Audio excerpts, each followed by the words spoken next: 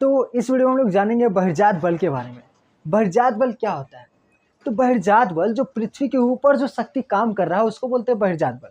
बहिर्जात बल वो बल है जिससे कि जो पहाड़ है, पहाड़ छोटा होता है, नदी जो है पहाड़ से जो चट्टान को तोड़ते तोड़ते तोड़ते तोड़ते ला के अपने किनारे पे एकदम जब वो ख़त्म होने वाली है तो उसके किनारे पे जाके बिछा देती है, वहाँ पर मैदान बना देती है। तो बहुत सारे ऐसी चीज़ें हैं जो हमको इस वीडियो में जानने को मिलेंगी। बहिर्जात बल क्या है? तो हम लोग पढ़ते हैं बहिर्जात बल क्या है। तो बहिर्जात बल जो पृथ्वी के बाहर की शक्तियाँ, पर के नाम का ही मतलब समझ में आ रहा है, बहिर्जात बल पृथ्वी के बाहर की शक्तियाँ। तो पृथ्वी के बाहर की शक्तियाँ क्या क्या है? तो पृथ्वी की बाहर की शक्तियाँ, हवा, बहुत तेज हवा चल रही है, ठीक। तो वो क्या कर रही है, कहीं ना कहीं वो पहाड़ के छोटे छोटे कणों को तोड़ के बहा के लेके चल जाइए। बहुत तेज हवा बह रहा है, ठीक। बहुत तेज पानी आ रहा है, बहुत तेज पानी आ रहा है। तो वो क्या करेगी, पानी घसराते घसराते आएगी ना, तो वो भी कहीं ना कहीं तोड़ के जा रही है, तोड़ते तोड़ते जा रही है। तो पानी हो गया, हवा हो गया। और तापमान, क्या आपको पता है कि तापमान का इफेक्ट पड़ता है? तापमान, जब ज़्यादा गर्मी होती है तो चीज़ें फैलने लगती है, और जब उस पर ठंड पड़ती है तो चीज़ें सिकुड़ने लगती है।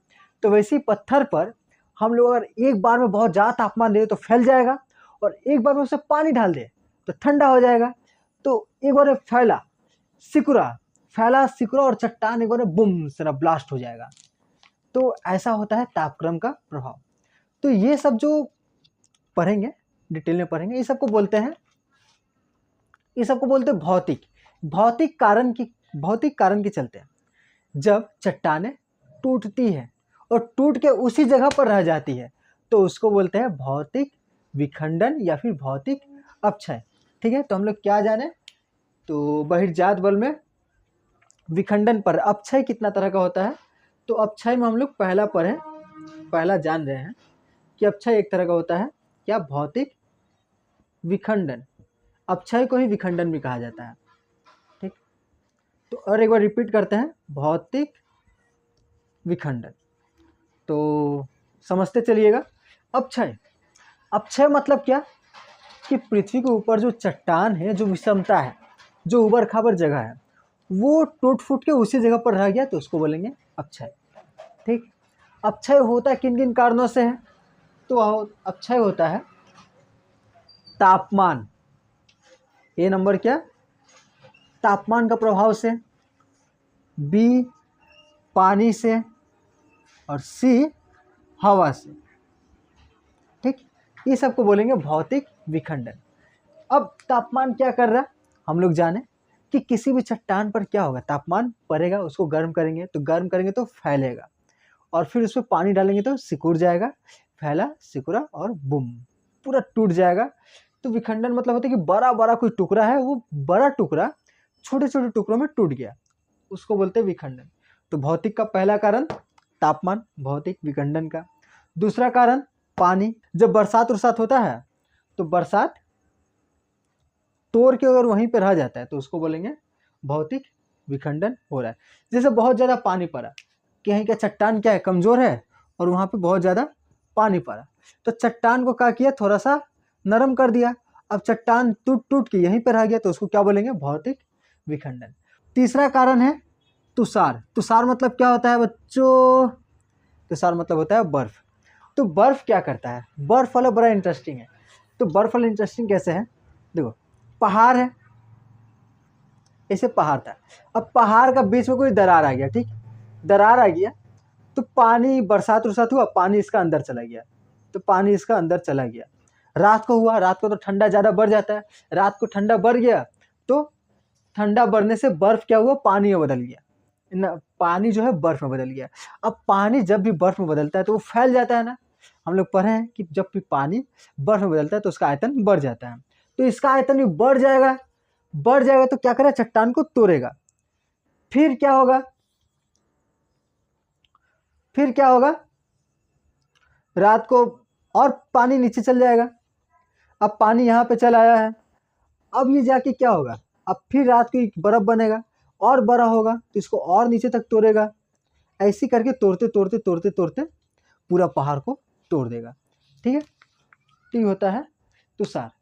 तो हम लोग क्या क्या पढ़े, अपर्दन का भौतिक कारण, भौतिक कारण में आएगा तापमान, तापमान का अंतर किसी जगह पर बहुत ज़्यादा है, जैसे रेगिस्तान में दिन के समय बहुत ज़्यादा तापमान हो जाता है और रात के समय बहुत कम तापमान हो जाता है। तो बहुत ज़्यादा तापमान, दिन को ज़्यादा गर्म रहता है तो पहाड़ फैल जाता है, रात को ठंडा होता है तो पहाड़ जो है, चट्टान जो है वो सिकुड़ जाता है। तो रोज़ फैलता सिकुड़ता फैलता सिकुड़ता तो टूट जाता है, ठीक है। ऊपर का परत उसका कमज़ोर होता है और चटाक करके बहुत ज़ोर से आवाज़ आता है और बुम फूट जाता है, ठीक। ऊपर का परत टूटता है, ऐसे करते करते टूटता है। ते हुआ भौतिक कारण। अब दूसरा हम लोग कारण पढ़ते हैं रासायनिक कारण। रासायनिक कारण क्या होता है, रसायन में क्या होता है कि कोई चीज़ मिल के कुछ अलग ही चीज़ बना लिया, उसको बोलेंगे रसायन। तो केमिस्ट्री इसी को बोलते हैं कि कोई दो चीज़ आके मिल जा रहा है, उसको केमिस्ट्री कहा जाता है। तो केमिस्ट्री में हम लोग को पढ़ना है, रासायनिक विखंडन में होता है ऑक्सीकरण। क्या होता है, ऑक्सीकरण। अब ऑक्सीकरण क्या है भैया, तो ऑक्सीकरण मतलब लोहा में जंग लगते हुए देखा, तो लोहा में जो जंग लग रहा है वो क्या हो रहा है, लोहा का ऑक्सीकरण। तो हम लोग जानते हैं कि लोहा किससे मिलता है, चट्टान से मिलता है। अब अगर चट्टान में खुला हवा आ गया, चट्टान के पास क्या चलेगा, ऑक्सीजन, तो चट्टान में क्या होगा, ऑक्सीकरण। जब चट्टान और ऑक्सीजन मिलेगा, और ऐसा चट्टान नहीं, लोहा वाला चट्टान, अगर ये चट्टान क्या है, लोहा वाला चट्टान है और ये इसका पास कौन चला गया, ऑक्सीजन चला गया, तो लोहा ऑक्सीजन मिलेगा, साथ में मिलेगा तो क्या बनाएगा, जंग बनाएगा, ठीक, उसमें जंग लग जाएगा, रस्ट होगा। तो जब जंग लग जाएगा तो चट्टान कमज़ोर हो जाएगा, फिर चट्टान कमज़ोर होगा तो टूट जाएगा, तो इसको बोलते हैं कि ऑक्सीकरण, ठीक है। दूसरा दिया है कार्बनीकरण। कार्बनीकरण क्या है, वर्षा के जल वायुमंडल से कार्बन डाइऑक्साइड गैस ग्रहण कर लेते हैं, तो वर्षा का जो जल होता है, दूसरा है कार्बनीकरण।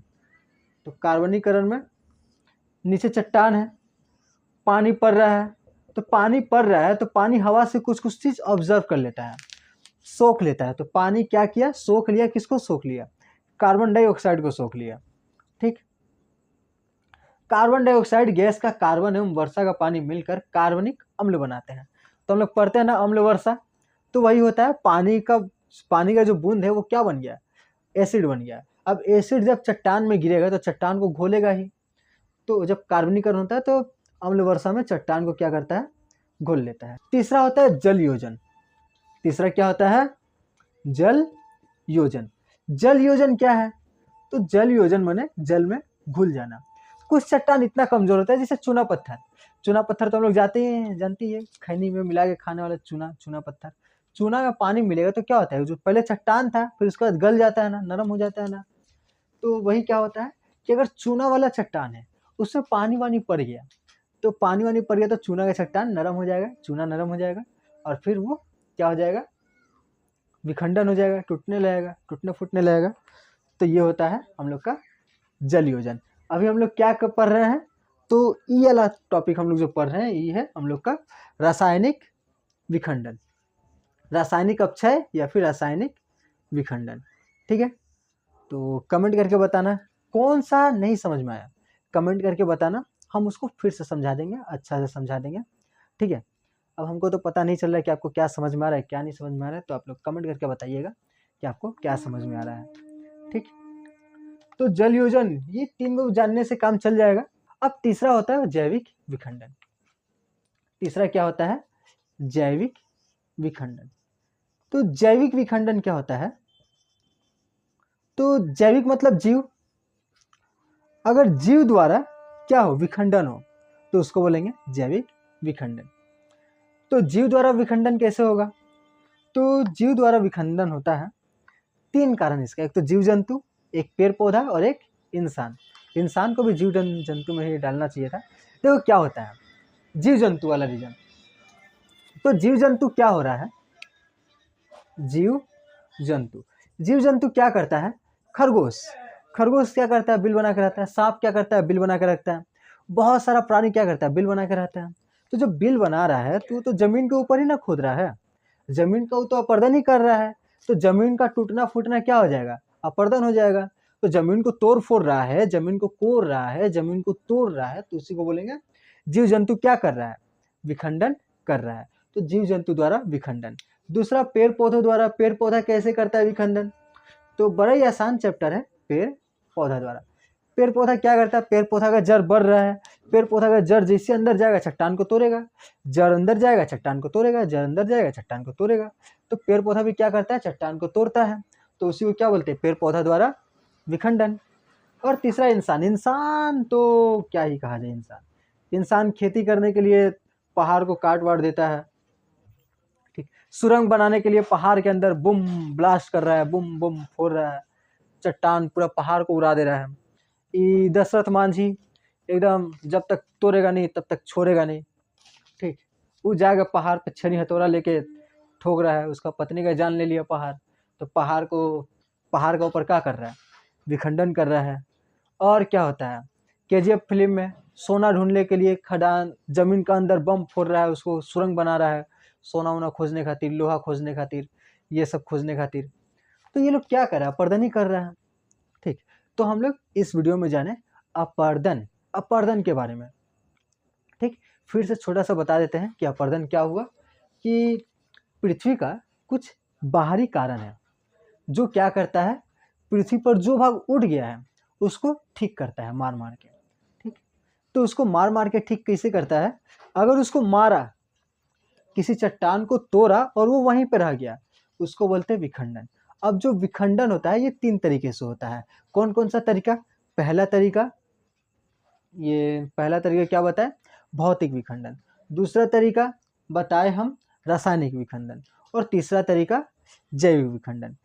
तो पहला तरीका क्या था, पहला तरीका भौतिक विखंडन में क्या था, तापमान, वर्षा और बर्फ, ये 3 कारण था। फिर उसके बाद क्या था रासायनिक विखंडन में, रासायनिक विखंडन में ऑक्सीकरण, अम्लीकरण, वो कार्बनीकरण। पहला था ऑक्सीकरण, दूसरा था कार्बनीकरण और तीसरा था जल योजन, ठीक है। उसके बाद हम लोग ये जैविक विखंडन में क्या है, जीव जंतु द्वारा, मनुष्य द्वारा और पेड़ पौधों द्वारा, ठीक है, याद रहेगा। तो कमेंट करके बता देना, भूलना मत कि समझ में आया कि नहीं। जो नहीं समझ में आया उसको फिर से बताएंगे, ठीक है। तो मिलते हैं नेक्स्ट।